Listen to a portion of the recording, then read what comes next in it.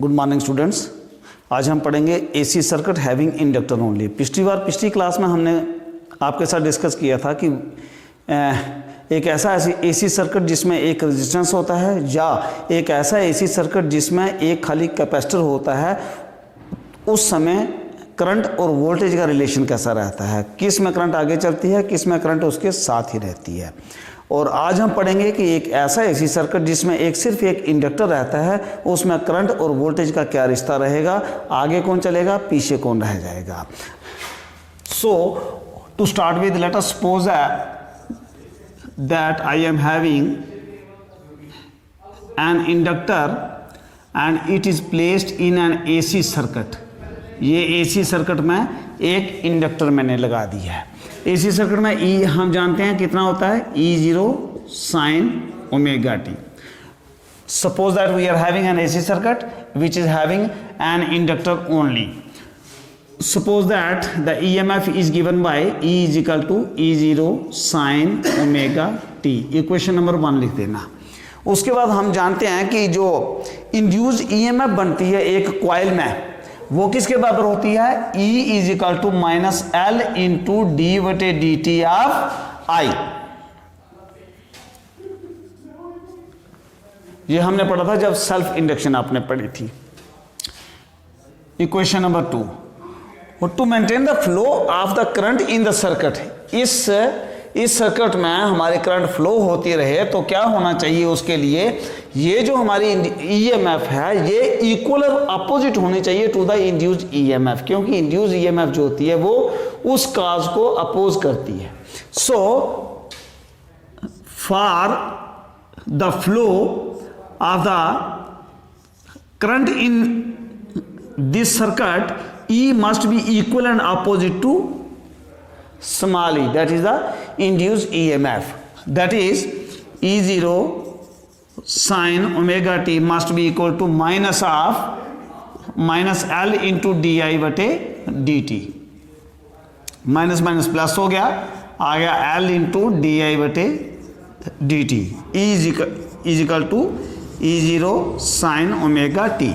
इस dt को इधर ले आओ, L को इधर ले जाना, तो हमारे पास क्या बचेगा, di किसके बराबर बचेगा, E0 divided by L into sine omega t। ये हमारे पास बचेगा di is equal to E0 by L into sine omega t। अब ये di जो है तो small current which was flowing in this circuit is equal to di, और टोटल करंट कितनी होगी, हम क्या करेंगे, इसको इंटीग्रेट करेंगे। सो इंटीग्रेट करेंगे इसको, integrating both sides.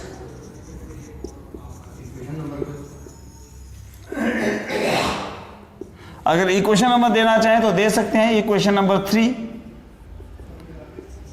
We get integration of di is equal to integration of E0 divided by L into sin omega t। अब इसका इंटीग्रेशन करेंगे तो I बनेगा is equal to, जहां से E0 डिवाइडेड बाय L बाहर निकल जाएगा, अंदर आ जाएगा sin ओमेगा t dt। अब हम जानते हैं कि साइन ओमेगा टी का इंटीग्रेशन जो होता है वो जो माइनस कॉस होता है। So it will be equal to E0 divided by L into अंदर बचेगा माइनस कॉस ओमेगा टी, और ओमेगा टी का इंटीग्रेशन भी होगा तो ये डिवाइडेड बाय ओमेगा आ जाना है। So I will be equal to, I किसके बराबर आ जाएगा, I आ जाएगा E0 डिवाइडेड बाय, इस ओमेगा को हम बाहर निकाल रहे हैं तो omega L into cos omega t, और यहां माइनस आ जाएगा। तो अब देखिए इसको हम ऐसे लिख सकते हैं, एक minus E0 divided by omega L into cos omega t को हम लिख सकते हैं साइन 90 माइनस ओमेगा टी, ऐसे लिख सकते हैं, because sine 90 minus theta is equal to cos theta. So it will be equal to E0 divided by omega L into sine, ये माइनस जो है इसको अगर हम यहां ले रहे हैं तो ये माइनस होकर के इधर चला जाएगा, ये प्लस होकर के इधर आ जाएगा, तो ये आ जाएगा omega t minus pi by 2। इस बात को देखना, यहाँ चक्कर में नहीं पड़ जाना, यहाँ पर बच्चे तकरीबन गलती कर जाते हैं। ये माइनस जब इधर लगाया हमने तो इसके साथ माइनस लग गया, तो इसके साथ माइनस माइनस प्लस हो जाएगा। And that is why I have written it here as omega t minus 90। So if we put E0 divided by omega L is equal to I0, that is the peak value of the current or the maximum value of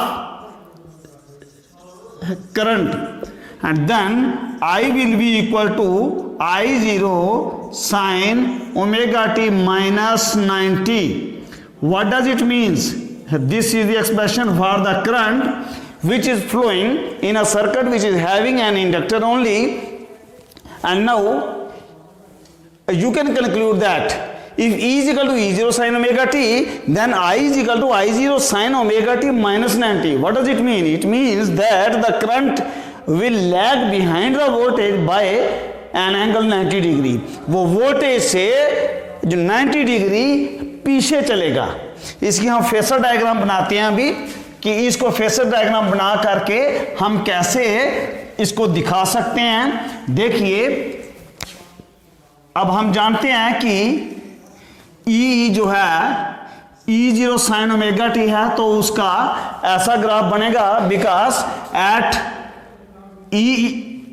at the time the angle was 0, it was at equal to 0 because sin 0 is equal to 0। और एक time के बाद तो ये maximum थी, फिर minimum हुई, फिर उसके बाद दूसरी डायरेक्शन में गई। तो ये जो ब्लैक कलर वाली जो आपकी कर्व है, it is of the voltage और द ईएमएफ। अब करंट हमारी क्या हो रहा है, it is lagging behind the voltage bye 90 degree. इसका मतलब है जब ई यहां पर 0 होगी, उस समय जो आई जो होगी वो यहां होनी है। इट इज लैगिंग बिहाइंड, वो 90 डिग्री पीछे है, तो इसलिए वो ऐसे चलेगी पीछे।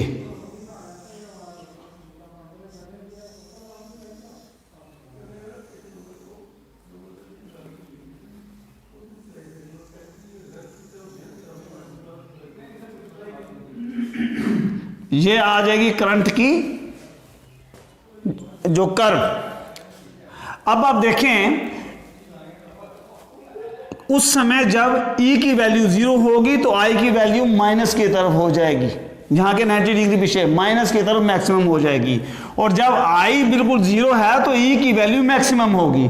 इसका मतलब हो गया कि E जो है, जो EMF है, उससे करंट जो है वो 90 डिग्री पीछे चल रही है। अगर हम इसका ग्राफ बनाना चाहें तो ग्राफ के द्वारा भी हम इसको दिखा सकते हैं। Suppose that I am having this graph, it is x, it is y and it is the angle omega t, और ये आ गया ई आपका E0। मैं बताता हूं इसको कि ये maximum value of the current है। तो हम क्या कह रहे हैं कि जो इस करंट होगी, ईएमएफ अगर यहां है तो करंट क्या होगी, इससे 90 डिग्री पीछे है, तो यहां पे करंट हम कैसे शो कर पाएंगे, ऐसे शो करेंगे, इट विल बी I0। मतलब क्या हो गया कि ये E0 जो है यहां से ये 90 डिग्री एंगल बनाएगी पीछे की तरफ। So my dear student, this was all about an AC circuit in which we are having only one inductor, and what is the relationship between the voltage and the current if you are having only inductor. And in that case the current lags behind the voltage by 90 degree. I hope आपको समझ आ गया होगा। Even then if you feel any difficulty and or any confusion, you can write it in the comment box which is open for you, so that I may be able to explain your doubt in the next lecture. Thanks for attending the class. Stay home, stay safe.